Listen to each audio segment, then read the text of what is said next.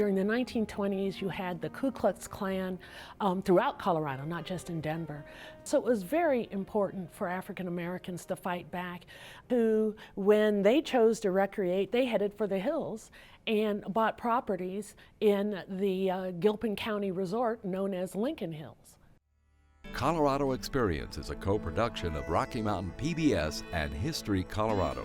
History Colorado brings history to life for audiences of all ages. Through exhibits, collections, and historic preservation programs throughout the state, History Colorado connects people to the stories, places, and heritage of Colorado's past that provide perspectives on today and inspire our choices for tomorrow. Find out more at www.historycolorado.org. Additional funding provided by El Pomar Foundation and the Betcher Foundation, celebrating 75 years of philanthropy in Colorado. With additional funding and support from these fine organizations. And from viewers like you, thank you.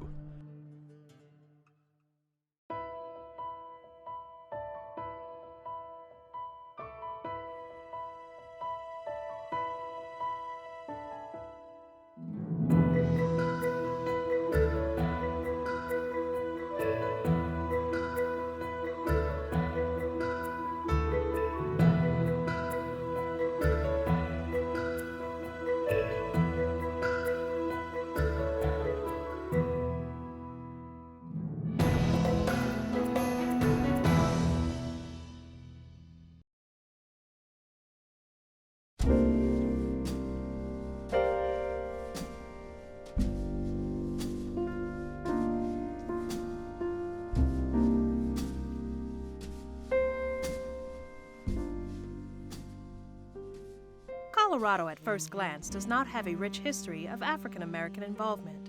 However, African Americans have been deeply involved on all levels in the making of the state of Colorado.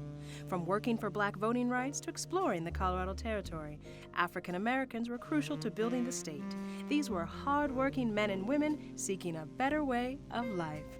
African Americans have been so integrally involved in the development of Colorado politically and legally from the earliest days, where the state's boosters actually wanted Congress to admit Colorado into the Union, but they fashioned a constitution that banned black voting. And so you had African Americans in Colorado and in Denver specifically lobbying Congress now against that constitution. President Abraham Lincoln had high hopes for Colorado's early admission into the Union.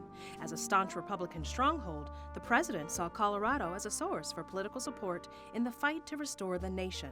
However, local white leaders had different ideas.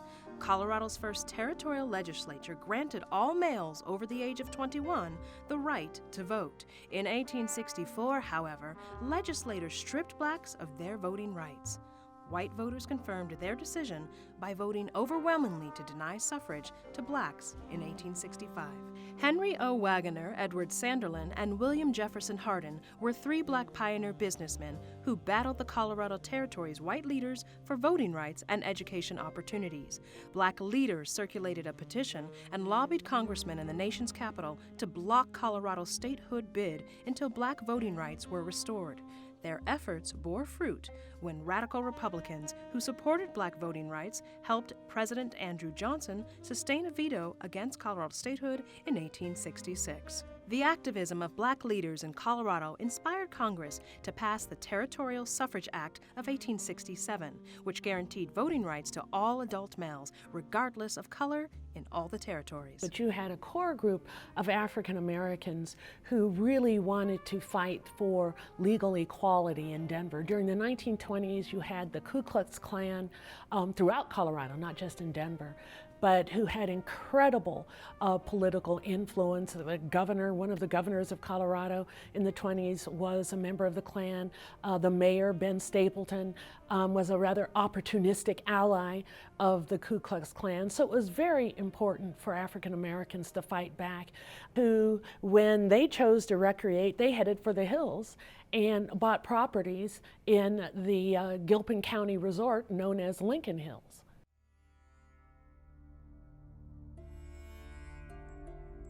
Colorado's history is littered with the ugly debris of the KKK. In the first half of the 1920s, this terrorist group enjoyed a stranglehold on Colorado political life. After the general election of 1924, Governor Clarence Morley was a Klansman. Benjamin Stapleton, mayor of Denver, consulted the Klan when making appointments. U.S. Senator Rice Means was elected with open Klan support. The state House of Representatives had a Klan majority. Klansmen marched and burned crosses in small towns throughout the state, from the Great Plains through the mountains to the western slope. Racial tension and violence spilled out across the state. Against this backdrop begins the remarkable story of Lincoln Hills. Developers from 5 Points in Denver developed Lincoln Hills in the 1920s as a place for African American families to escape from city life and particularly the world of Jim Crow, an intense period of segregation and discrimination. And for many African American families, not only in Denver but throughout the Midwest and the rest of the nation, Lincoln Hills offered a place of escape, a place to enjoy the outdoors, to hike and camp and fish and enjoy picnics and love the outdoors like so many Coloradans do. The story of Lincoln Hills begins in 1922 when the Lincoln Hills Development Company was formed by Denver Wrights, E.C. Wagner, and Roger Ewalt, black developers whose vision it was to build a resort in the Rocky Mountains of Colorado for middle-class African Americans. At the time, Lincoln Hills was the only vacation resort west of the Mississippi River owned by and catering to blacks. Only a handful of resorts in the United States, including Idlewild in Michigan and Oak Bluffs on Martha's Vineyard, Massachusetts, also catered to African Americans at the time. However, Lincoln Hills is the only one to have been planned from inception and developed by an African American owned company. Ads in Ebony magazine billed Lincoln Hills as a treasure trove for vacation home ownership, persuading blacks from California to New York to buy land in the country club for $40. One of the first people to share the developer's vision was William Pitts, a master builder who moved to Denver in 1919 with his wife Lucy from Columbia, Missouri. The reason my parents moved here, my grandfather was already here. He had a son that had tuberculosis and he was in the hospital at Fitzsimmons. So my grandfather wanted to be close to him because his son had been in the war and was gassed, and he was out there at the hospital. So he wrote my mother and told her if she would come to Denver, he would build her a home. And he did. He built my mother a home on Garfield Street. Their home on Garfield Street was in the neighborhood known as Cherry Creek. In the 1920s, 5 Points and Cherry Creek were two communities where black people could live without being harassed. However, William Pitt's vision reached far beyond the boundaries of Denver. He wanted to build cabins in the mountains for his family and others. Well, the cabin was built in 1926 by my great-grandfather, William Pitts. And he was a builder of homes and cabins both in Denver as well as Lincoln Hills.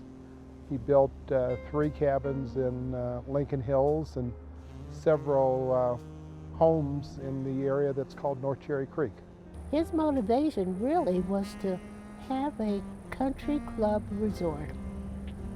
That's in his letter that he wrote to my mother when he had the idea he wanted to build cottages. He called them cottages. He said he wanted to build cottages in Lincoln Hill. And I think that was to give us a place for black people to go, because we couldn't go to Estes Park or Aspen or anything like that. Most lots were small, only 25 feet by 100 feet, and sold for $50 to $100 apiece. Typically, they had cabins erected on them or were used as campsites. Owners were dispersed throughout the United States, but its core ownership group by far was found within the African American community of Denver, Colorado.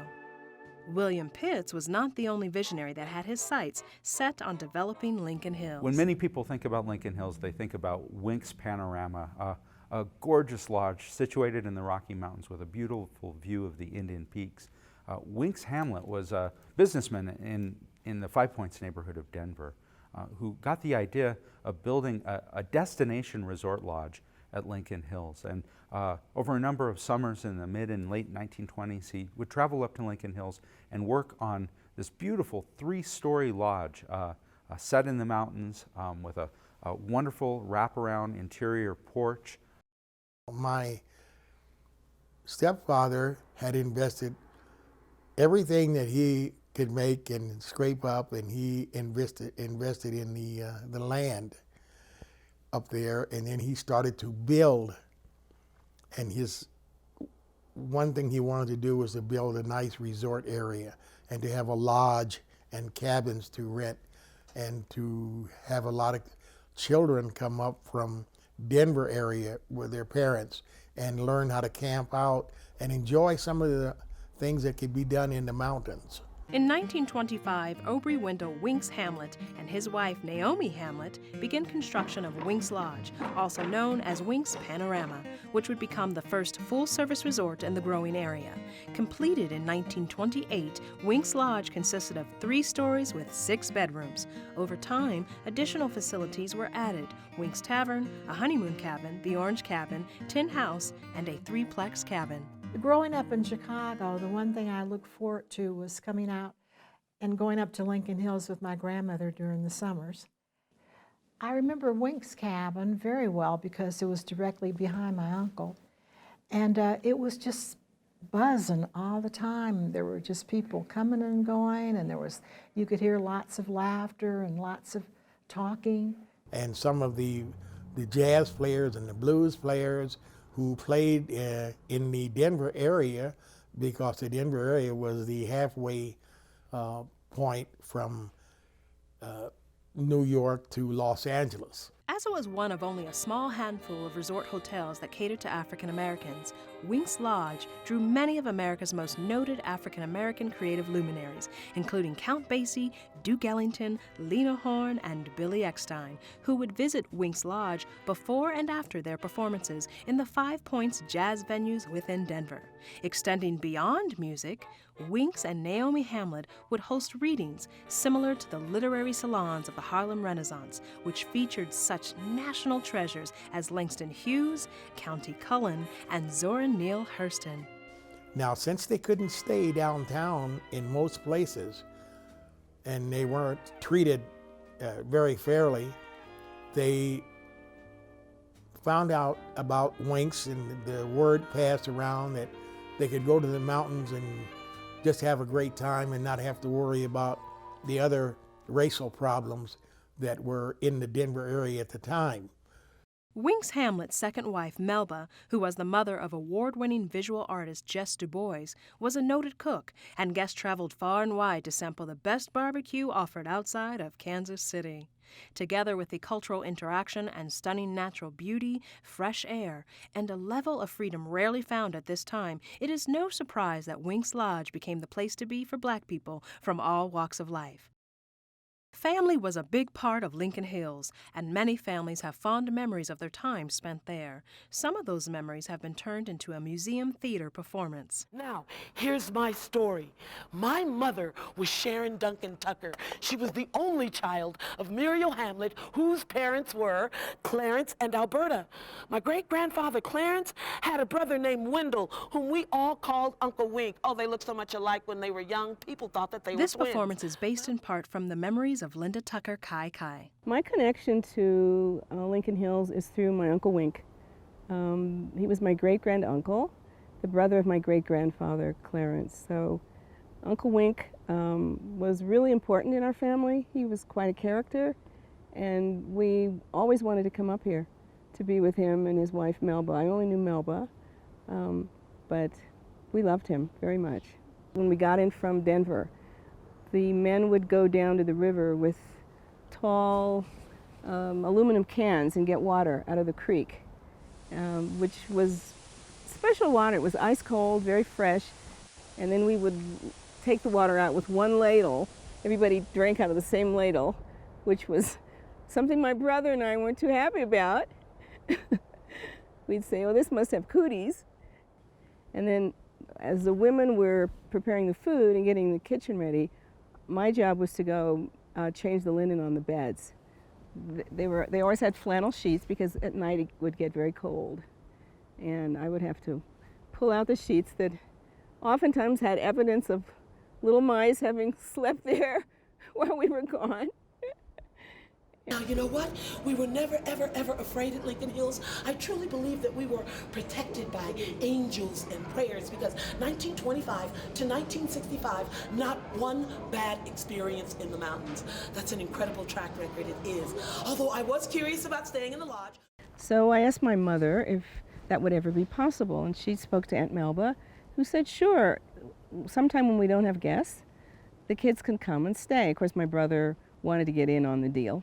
I remember getting into the bed, and the mattress sort of swooped down, and went down so far, it sort of covered me up on the edges, you know, and then Aunt Melba had this big quilt she put on top, and she turned out whatever light there was, and I think the window had no curtains, or it was open. Anyway, I could see outside the moon, and I don't know, it just felt so special.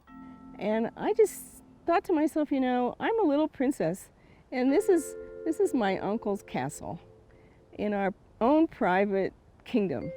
And I didn't go to sleep. I stayed awake all night because why sleep when you could be a princess in your own castle? Linda and others knew that Lincoln Hills was a safe place for Black families to come to get away from the storm clouds of racial discrimination, so they could be princesses or anything else their hearts desired. Well, one of the unique aspects of Lincoln Hills is that it's a safe haven.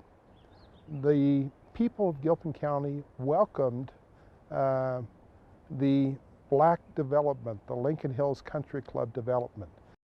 And Winks Hamlet, who put together the recreational development called Winks Lodge, Winks Tavern, became an integral part of the community. Jess Du Bois recalls just how important Winks and Melba were to the community of Lincoln Hills. One time doing a card game or something, there was a fight broke out, and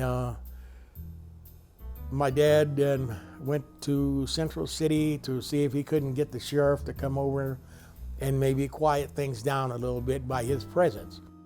The Gilpin County sheriff said, you know, I don't want to have to go all the way over to Lincoln Hills and to settle an argument. And he reached in the drawer and he gave him a badge and he said, now you can handle it. He said, yeah, you're a sheriff now, Lincoln Hills. He said, okay. He says, but what if I need help? So he gave him another badge. He said, get yourself a deputy. So he gave the other badge to my mother.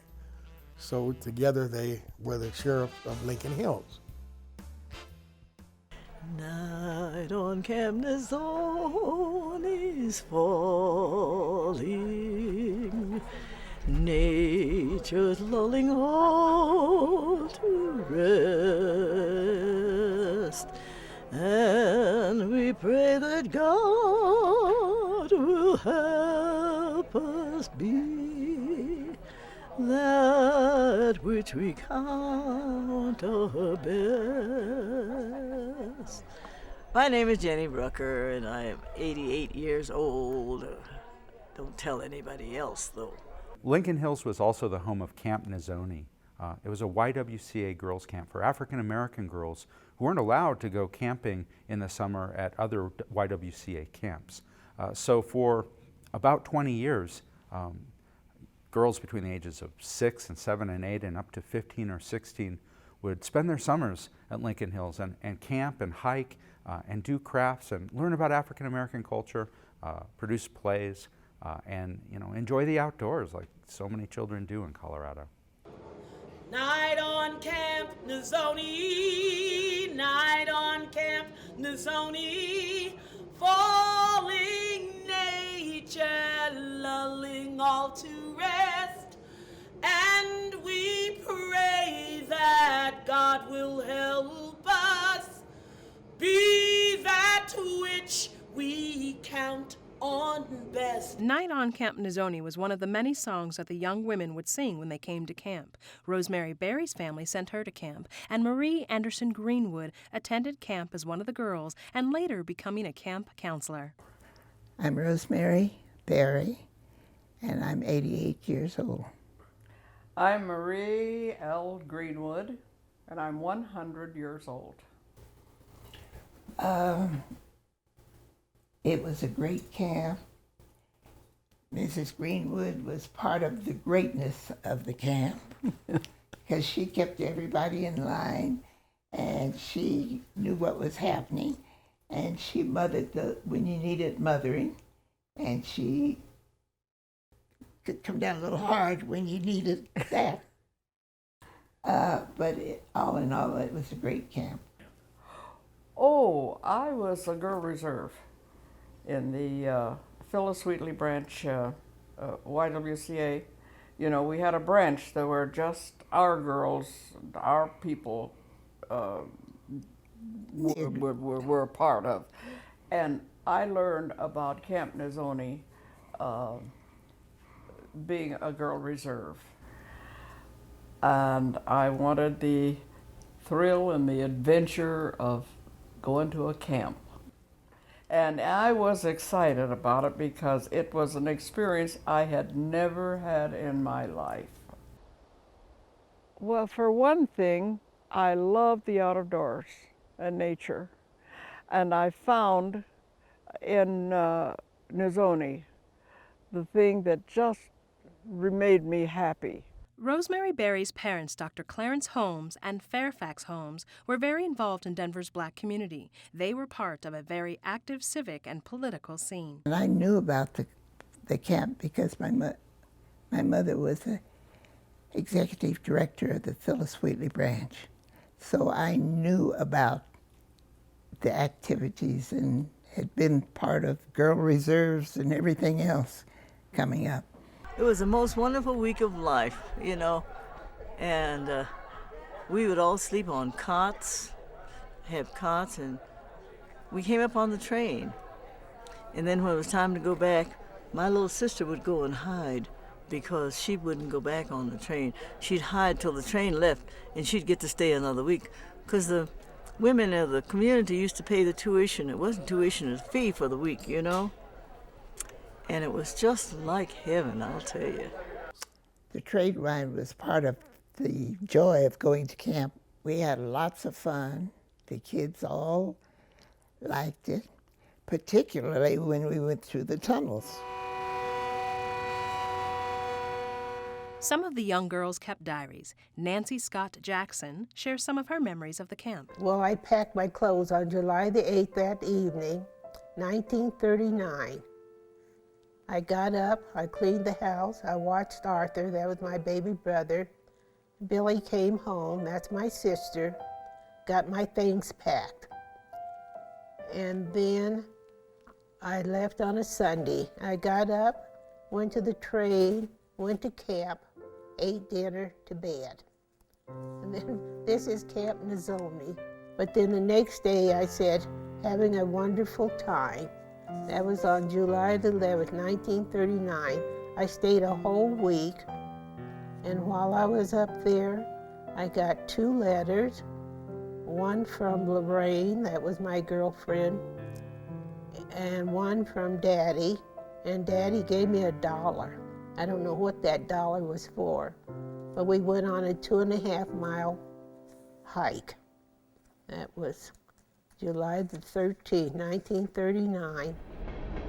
The Call of Lincoln Hills is speaking to a new generation of black developers who continue to move the vision of William Pitts and Winks Hamlet forward.